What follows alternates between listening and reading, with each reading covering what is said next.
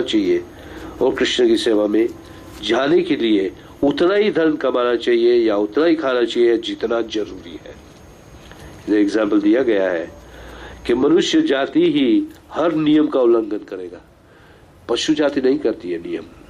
इधर एग्जाम्पल दिया है पक्षी का। अगर दाने की क्या बोलते हैं गुनी खोली जाती है, रास्ते में रखी जाती है, तो पक्षी उतना ही लेगा जितनी उसकी आवश्यकता है, लेके वो चला जाएगा। मनुष्य को बुलाया जाएगा तो क्या करेगा, वो पूरा उठा के ले जाएगा। ये एग्जाम्पल याद दे जाता है। तो इसको कहा जाता है अत्याहार। ज्यादा धन कमाते हैं, सोते कि मैं इतना कमाऊं कि मैं सुखी से रह सकता हूं। और आज तक या इस हिस्ट्री में कोई ऐसा व्यक्ति नहीं है जो बहुत धनी हुआ और सुखी हुआ। नहीं, जितना ज्यादा धनी होता है वो ज्यादा उसकी रिस्पॉन्सिबिलिटी, जवाबदारी बढ़ती है, ज्यादा टेंशन होता है उसको। ज्यादा धन ज्यादा टेंशन, ठीक है ना। तो कैसे इंद्रिय को कंट्रोल में किया जाता है, धन इतना ही कमाना चाहिए जितना जरूरी है।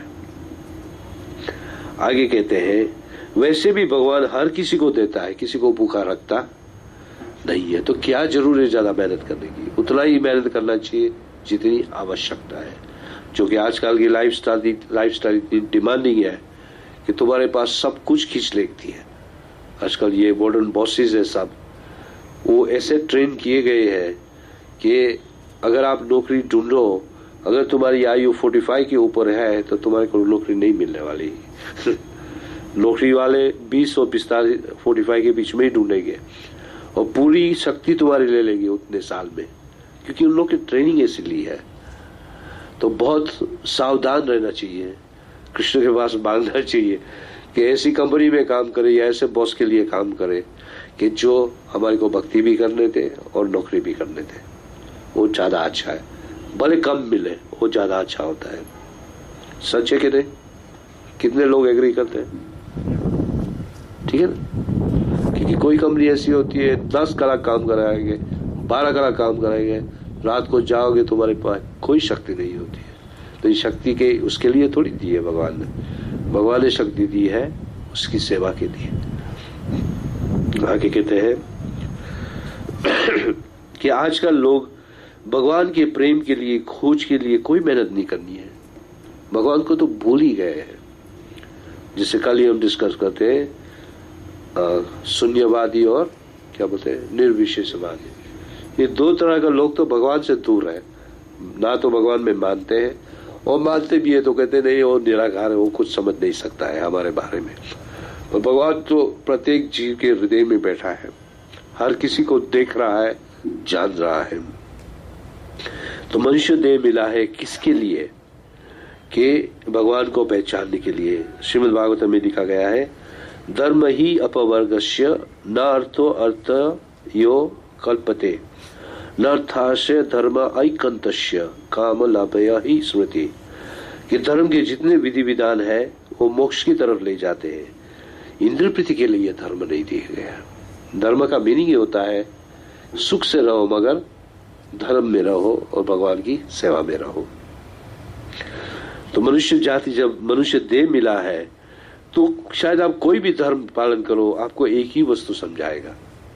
इधर पूरा लिस्ट दिया, हिंदू हो या क्रिश्चियन हो, हिब्रू हो, मोहम्मदन हो, बुद्धिस्ट हो या कोई भी हो, कि हमारे को धर्म को पालन करना चाहिए।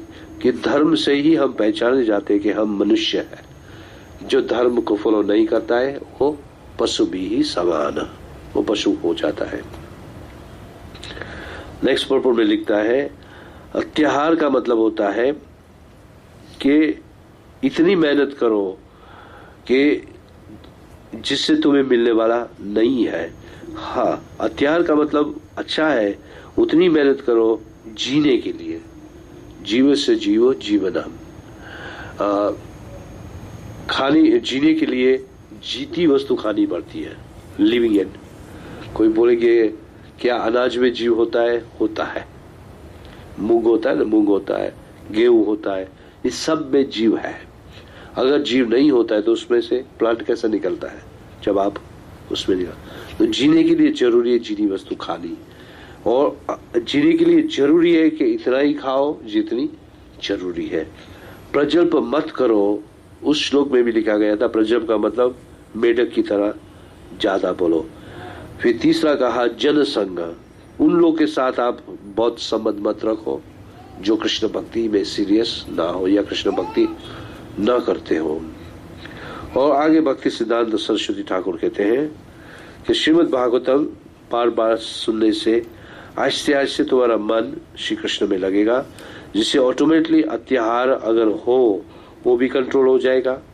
कितना धन कमाना हो करना है उतना ही कमाना चाहिए। श्री चैतन्य चरित्र में एग्जाम्पल दिया गया है, शुक्लम्ब ब्रह्मचारी वो उतना ही क्या करता था, वो इंडिया में अगर जाओ तो कप्स बनाते हैं लीव्स के, क्या बोलते हैं उसको, छिलके बोलते हैं, और लीव्स को, सूखा लीव्स का कप बनाते हैं, जो यात्री है उसमें खाते हैं। डोनट, हाँ लीव्स, जैसे आजकल वो रिप्लेस हो गया प्लास्टिक से, एक्चुअली वो नेचुरल यूज करते थे। तो वो लीव्स, बनाना लीव्स का बनाता था, वो बेचता था, जो भी उसे मिलता है उसके धन से वो गंगा की पूजा करता था। तो महाप्रभु कहते हैं इसको कहा जाता है कितना कमाना चाहिए। और सिंपल जीवन बिताता था और आनंद में ही रहता था वो व्यक्ति। टिपिकल एग्जाम्पल महाप्रभु देते हैं कि इसको कहा जाता है इकोनॉमिस्ट। इकोनॉमी रहना है तो जरूरी है कि बहुत ज्यादा धन होना चाहिए, आपको पता होना चाहिए कैसे धन यूज करना है।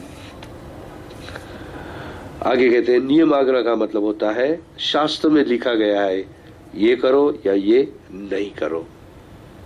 शास्त्र में जो लिखा है उस हिसाब से ही करना चाहिए, शास्त्र में नहीं लिखा है तो वो नहीं करना चाहिए। आगे कहते हैं 4 तरह के लोग होते हैं, भुक्ति, मुक्ति, कामी और भक्त। भुक्ति का मतलब जो इंद्र प्रीति करते हैं, इसको भुक्ति कहा जाता है। बहुत भोगना, खूब कमाना और खूब भोगना, इसको भुक्ति कहा जाता है। और ये कामी लोग भुक्ति करते हैं। जोगी लोग सिद्धि के लिए मेहनत करते हैं, ज्ञानी लोग मुक्ति के लिए मेहनत करते हैं, और भक्त किसके लिए मेहनत करते हैं? सिर्फ कृष्ण सेवा। तो चैतन्य चरित्र में भी ये श्लोक बहुत फेमस है, भुक्ति मुक्ति सिद्धि कामी सकलीय अशांत, कृष्ण भक्त निष्काम अतैव शांत। जो कृष्ण भक्त होता है वो हमेशा शांत होता है, क्योंकि उसको ना तो मुक्ति की लालसा है, ना तो मुक्ति की, ना तो सिद्धि की। ये सच है कि नहीं? अगर आप निष्काम कृष्ण के लिए कार्य करोगे तो तुम्हें कोई ग्रीड उत्पन्न नहीं होगा। ग्रीड मीन्स लालसा उत्पन्न नहीं होगी, क्योंकि आप सुखी रहोगे। कंटेंट बोलते हैं इंग्लिश में, जितना मिला आप संतुष्ट रहोगे। जो भगवान देते हैं उससे आपको सुखी रहना चाहिए। आजकल नए जो आगे तो प्रभुपाद जी पर्पट में कहते हैं कि 2 तरह के गवर्नमेंट है इस वर्ल्ड में, कैपिटलिस्ट और कम्युनिस्ट। कैपिटलिस्ट का मतलब होता है व्यापारी लोगों का गवर्नमेंट, इसको कैपिटलिस्ट कहा जाता है। और शूद्र जाति का गवर्नमेंट को कहा जाता है कम्युनिस्ट। कम्युनिस्ट कहते हैं सब कुछ देश को दो, और कैपिटलिस्ट कहते हैं सब कुछ भोगो। 2 में से कोई अच्छे नहीं है। अच्छे कौन थे? हमारे राजर्षि, जो हमारे वैदिक जमाने में राजा राम थे या युधिष्ठिर थे या परीक्षित महाराज थे। वो लोग असल में अच्छे गवर्नमेंट चलाते थे। ये आजकल के गवर्नमेंट ठीक नहीं है, डिफेक्टिव गवर्नमेंट है। ये प्रभुपाद जी डिस्कस करते हैं। जिसके बाद कहते हैं कि धन अगर यूज भी करना है तो वैसे भी धन तो हमको प्रकृति ही देती है, ये मदर नेचर ही देती है, उसकी सेवा में यूज करो, अच्छी तरह यूज करो। उपनिषद का श्लोक आगे कोट करते हैं, ईसावास्यमिदं सर्वम जगत किंच जगत्तेयम जगत तेन तक्तेन भुंजिता मद्गृह काश्यस्वित धनम। कि हमारे को उतना ही लेना चाहिए प्रकृति से जितनी जरूर है। अगर थोड़ा ज्यादा लेंगे तो क्या होगा? हम कर्म में बंध जाएंगे। ईश उपनिषद का श्लोक है। तो जैसे आपको जितनी मात्रा में चाहिए उतना ही लेना चाहिए। थोड़ा ज्यादा लोगे तो कर्म बंधन लगेगा। तो हम जब जन्म लेते तो हमको कोटा ऑलरेडी मिल चुका है। जैसे जब कोई देश में क्या होता है, फैमिन या ड्राउट होता है, तो गवर्नमेंट राशन कार्ड निकालती है, राशन कार्ड होता है ना, और आज राशन की दुकान में आपको उतना ही सामान देंगे। इसी तरह जब हमको शरीर देते हैं भगवान, तो हमारा भी राशन कार्ड है, उससे ज्यादा नहीं खाते हैं। जिसे मनुष्य के लिए प्योर वेजिटेरियन दिया गया है, शेर के लिए मीट दिया गया है। आपने कभी नहीं सुना होगा कि शेर आके तुम्हारा वेजिटेरियन खाना खाता है, नहीं। और हम लोग जाके शेर का मीट खाते हैं, सच है कि नहीं? मीन्स हमारा कोटा हम चेंज करते हैं, इसलिए हम दुखी होते हैं। तो ये शिवपरी का श्लोक डिस्कस करें तो बहुत टाइम चला जाएगा, उसमें नहीं जाएंगे ज्यादा।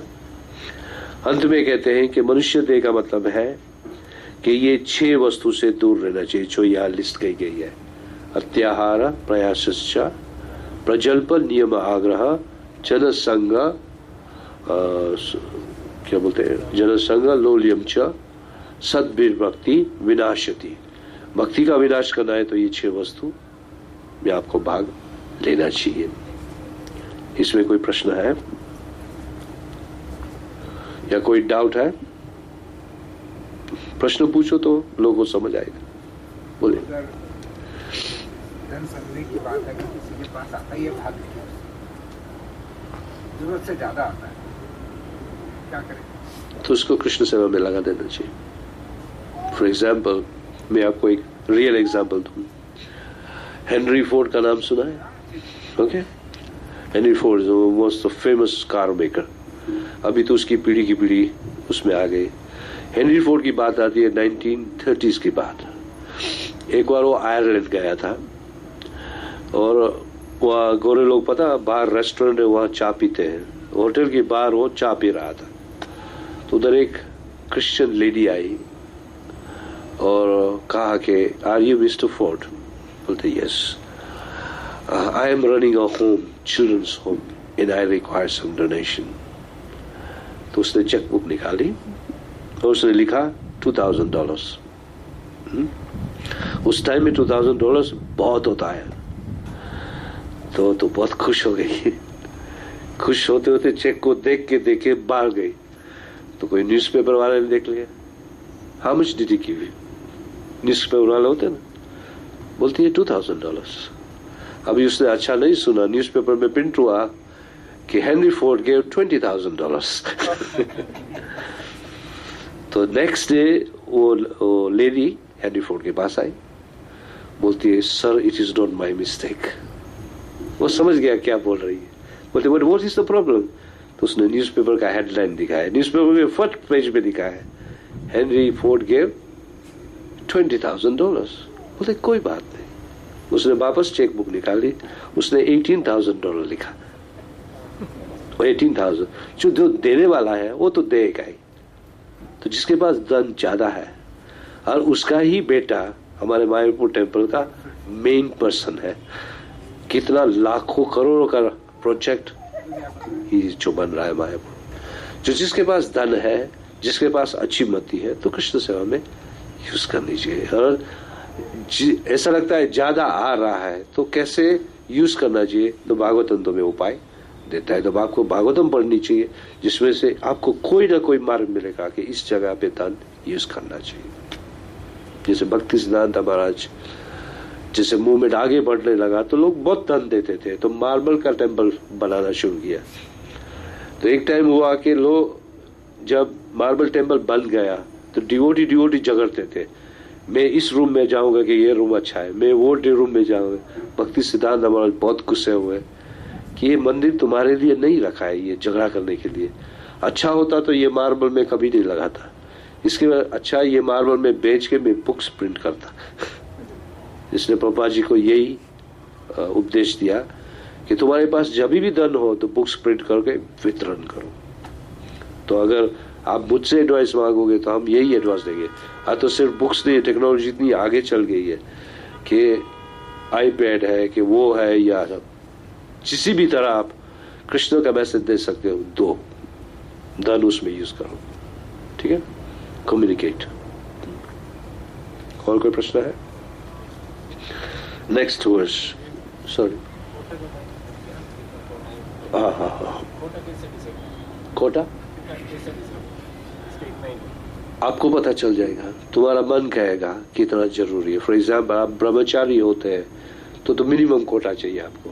मैरिड होते तो कोटा बढ़ जाता है, क्योंकि वाइफ आती है, फिर बच्चे आते हैं, फैमिली होगी, घर होगा, स्कूल, सब कुछ होगा, तो आपको ज्यादा कोटा।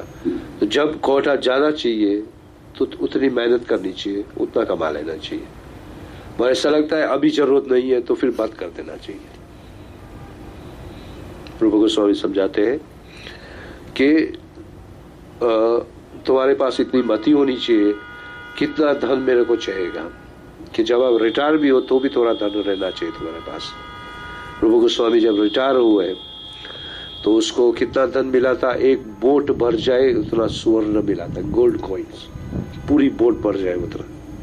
तो उसने आधी बोट, हाफ अपनी कम्युनिटी में दे दिया, मीन्स ब्राह्मण वैष्णव को दे दिया, क्वार्टर अपनी फैमिली को दे दिया, और क्वार्टर अपने लिए रखा। उस टाइम में बैंक नहीं थे, पहले लोग व्यापारी के पास रखते थे धन।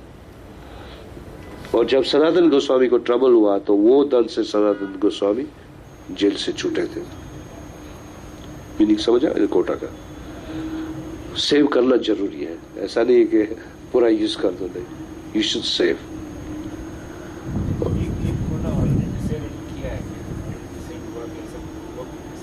नहीं, वो कोटों की जब आप बात करते हो वो आहार की बात होती है। कोटा कि हर जीव के लिए कितना आहार, कोटा भगवान ने ऑलरेडी तय कर लिया कि इसको इतना चाहिए, इतना इसको इतना चाहिए।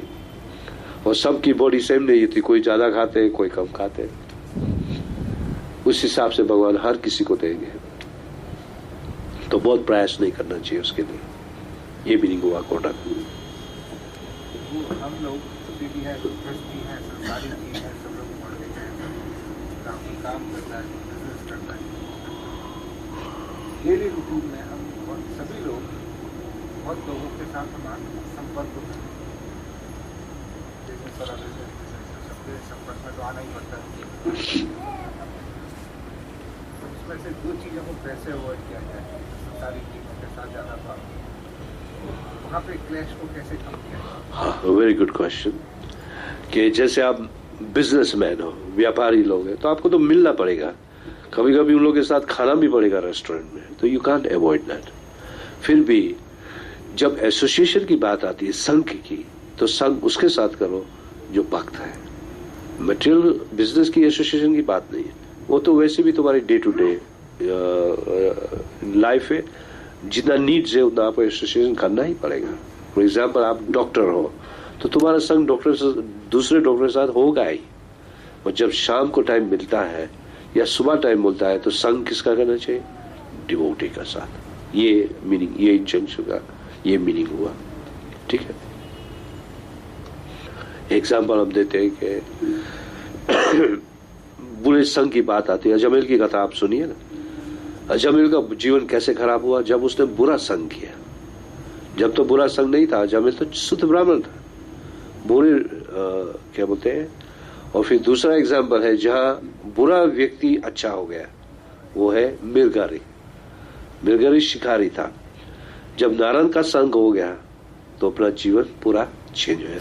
इसलिए भगवद गीता में श्लोक है, संगत संजायते कामा। संग एक बहुत बड़ी वस्तु है। इंग्लिश में भी कहते हैं man is known by his company, कहते हैं ना। तो अगर आप डिवोटी है तो तुम्हारी कंपनी डिवोटी की होनी चाहिए, कहने का मतलब यह है। ठीक है, एनी अदर क्वेश्चन? श्लोक नंबर 3, उत्साह निश्चय धार्य तत्तत् कर्म प्रवर्तनात् संग त्यागत सतो वृत्ति सद्भिर भक्ति प्रसिद्ध्यति। अभी इसके पहले श्लोक था, उसमें 6 वस्तु से भक्ति खराब होती है। इस श्लोक में 6 वस्तु से भक्ति बढ़ेगी। देखो कितना परफेक्ट रूप गोस्वामी समझाते हैं। तो आप उत्साह से नहीं, डायरेक्ट वर्ष पे ही जाओ, डायरेक्ट। शुद्ध भक्ति। 1 मिनट में माइक दो आप, क्योंकि लोग चाहता है।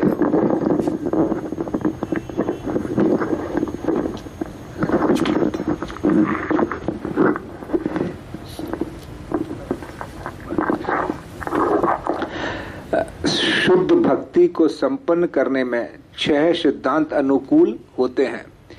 1, उत्साही बने रहना, दूसरा निश्चय के साथ प्रयास करना, तीसरा धैर्यवान होना, चौथा नियामक सिद्धांतों के अनुसार कर्म करना, यथा श्रवण कीर्तन विष्णु स्मरण, कृष्ण का श्रवण कीर्तन तथा स्मरण करना, 5 अभक्तों की संगति छोड़ देना, तथा 6 पूर्ववर्ती आचार्यों के चरण चिन्हों पर चलना। यह 6 सिद्धांत निसंदेह शुद्ध भक्ति की पूर्ण सफलता के प्रति आश्वस्त करते हैं।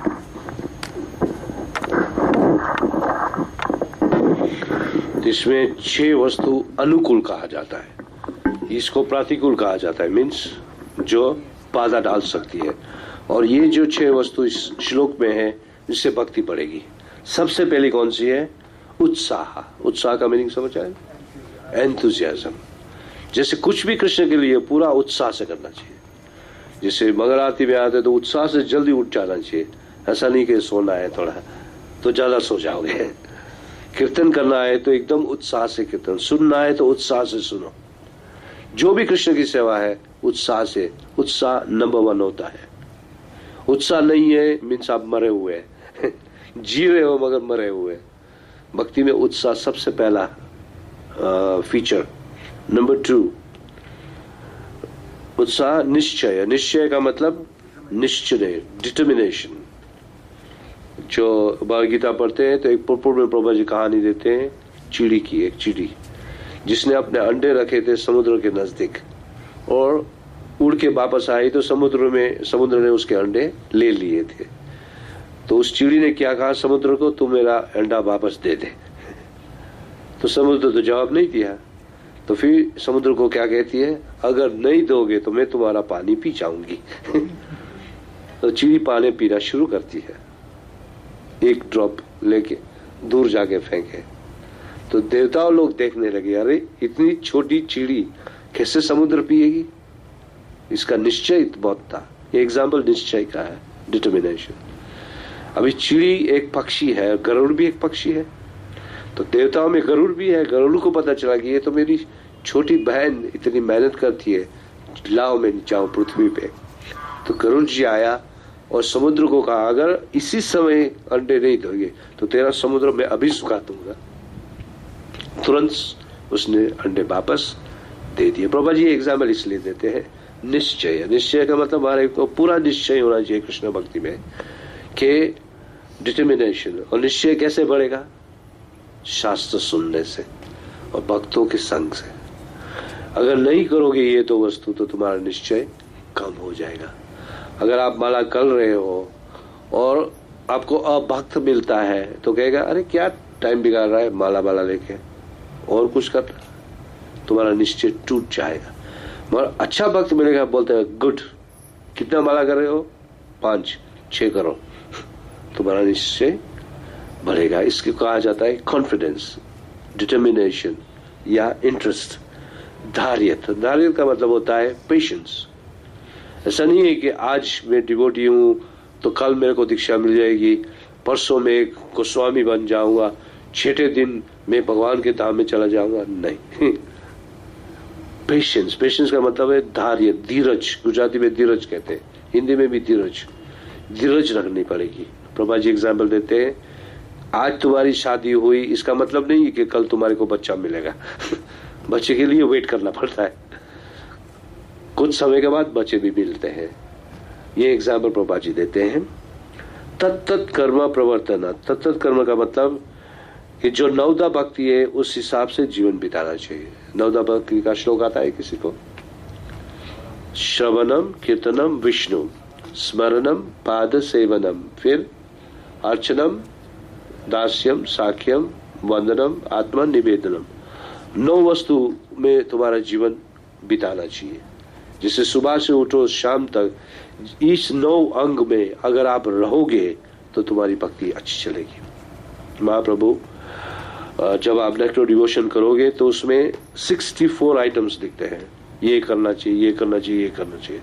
इस 64 को कंडेंस करने के बाद महाप्रभु 5 कहते, इस 64 में से 5 सबसे ज्यादा इंपॉर्टेंट है। सबसे पहला है नाम कीर्तन, नंबर 1। नंबर 2 डिवोटी एसोसिएशन, भक्तों का संग। भागवत श्रवण, नंबर 3 अर्चय मूर्ति श्रद्धा सेवा, मूर्ति की सेवा, चौथा, और 5वां मथुरा वास। इस 5 से तुम्हारी भक्ति हमेशा फ्रेश रहेगी। इस 5 को हर रोज करना चाहिए। 5 नहीं होते तो 4, 4 नहीं तो 3, 3 नहीं तो 2, 2 नहीं तो कम से कम 1 तो हर रोज करना चाहिए। वो है साधु संग। सबसे इंपॉर्टेंट है साधु संग। जब साधु संग करोगे तो भागवतम सुनना भी मिलेगा, नाम कीर्तन भी मिलेगा। साधु संग करोगे तो दूसरे जो बाकी है वो भी मिलेंगे। इसलिए साधु संग सबसे इंपॉर्टेंट है, ये महाप्रभु कहते हैं।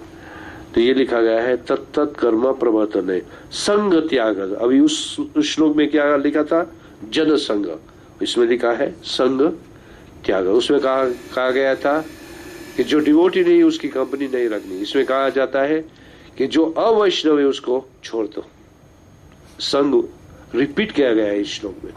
दोनों में ये कॉमन शब्द है संग। दोनों श्लोक कंपेयर करो तो सत्ववृत्ति, जो हमारे गोस्वामी जो जीवन बिताए उस तरह का जीवन बिताना चाहिए। ये मीनिंग हुआ इस श्लोक का। अभी दोनों को कंपेयर करना चाहिए। कंपेयर का मतलब कि ये 6 में करूंगा, ये मैं 6 करूंगा, और 2 में से मेरे को कहाँ तकलीफ है उसको सुधार लेना चाहिए। इसलिए ये ग्रंथ इसलिए दिया गया रूप गोस्वामी कि ये बेसिक ग्रंथ है। इसके नहीं, ऐसा नहीं है कि ये बहुत स्पेशल ग्रंथ है। स्पेशल ही है क्योंकि अगर ये बेसिक वस्तु नहीं करोगे तो आगे की वस्तु कहाँ करोगे। ये बेसिक आना चाहिए। ये तीसरे श्लोक में से, ये श्लोक में आगे डिस्कस करते हैं। अन्याभिलाषिता शून्यम ज्ञान कर्मादि अनावृतम अनुकूल्येन कृष्णानुशीलनम भक्ति उत्तमम। कि जब हम भक्ति करते हैं तो सब अभिलाषा को शून्य कर देना चाहिए, मटेरियल डिजायर को 0 कर देना चाहिए। अन्य अभिलाषिता शून्य, शून्य का मतलब 0। सब अभिलाषा कृष्ण सेवा में लगा देनी चाहिए। सेकंड लाइन क्या था? ज्ञान कर्मादि अनावृतम। जब हम भक्ति में प्रवेश करते हैं तो कभी कभी हम ज्ञान की तरफ जाते हैं, सबसे पहले हम कर्म की तरफ जाते हैं कि मेरे को फायदा है कि नहीं। सांसारिक फायदा है तो मैं भक्ति करूंगा, नहीं तो नहीं करूंगा। इसको कर्मदि कहा जाता है। और ज्ञान का मतलब है वहां से निकलने के बाद हम ज्ञान के पीछे पागल हो जाते हैं कि नहीं ऐसा होगा या ऐसा होगा। उसका मतलब हमारा माइंड डाउटफुल है। ये दोनों बाजू से निकल जाते हैं तो फिर हमारी भक्ति उत्तम हो जाती है, शुद्ध भक्ति। शुद्ध भक्ति तो ना तो कर्म की तरफ जाती है ना तो ज्ञान की तरफ, वो स्ट्रेट कृष्ण की तरफ जाती है। तो ये डेफिनेशन दिया गया है नेक्ट्रो डिवोशन भक्ति रसामृत सिंधु से। उत्तम भक्ति, तो भक्ति को कल्टीवेट करना है तो प्रहलाद महाराज जैसे कहते हैं श्रवणम कीर्तन विष्णु स्मरण वगैरह वगैरह, उस 9 में हमें प्रवेश करना चाहिए। तद विधि परिपतन, सबसे पहले जरूरी है कि गुरु के पास जाना चाहिए। आदो गुरु आश्रयम, गुरु का क्या बोलते हैं सहारा लेके गुरु के नीचे भक्ति करनी चाहिए, इंडिपेंडेंटली नहीं करनी चाहिए। इसलिए आप जब जो पंथ में आप रहते हैं उस पंथ में जो गुरु है उसके पास चला जाना चाहिए। तो जब गुरु को हम अपनाते हैं और उसके माध्यम पे चलते हैं तो फिर हम भाग्यवान हैं। तो भाग्यवान का ये श्लोक बाद में देते, ब्रह्मांड भ्रमिते को न भाग्यवान जीव गुरु कृष्ण प्रसाद पाए भक्ति लता बीज। कि जब ये बीज तुम्हें मिलता है भक्ति का, उसको हृदय में डालना चाहिए, उसको सिंचन करना चाहिए श्रवण कीर्तन द्वारा, और तुम्हारी भक्ति को बढ़ाना चाहिए। इस तरह करते करते आप भगवान के धाम में जरूर जाओगे। अगर ये नहीं करोगे तो फिर माया तुम्हें नहीं छोड़ेगी, माया तुम्हें पकड़ के नीचे खींचेगी।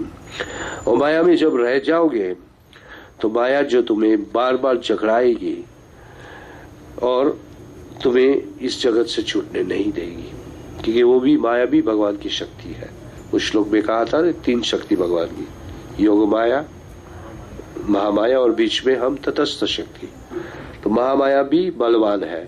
दुर्गा को देखो कि दुर्गा के हाथ में कितने हाथ होते हैं? दुर्गा के 10 हाथ होते हैं और 10 हाथ में अलग अलग हथियार है। और प्रभा जी बोलते हैं दुर्गा का, आप शायद एक भी ऐसा भी पिक्चर देखा होगा जब वो शेर पे बैठती है और शेर वो किसको मार रही है? महिषासुर। महिषासुर कहते हैं असुर था, तो महिषासुर को शेर भी पकड़ता है और वो भी उसको मार रही है। तो दुर्गा कोई कम नहीं है कृष्ण से, वो भी बहुत पावरफुल है। तो अगर कृष्ण का पंथ नहीं लोगे तो दुर्गा का के नीचे रहना पड़ेगा, और दुर्गा बार बार सताएगी, क्योंकि उसके हाथ में भी त्रिशूल है। त्रिशूल का मतलब है 3 तरह का दुख देगी।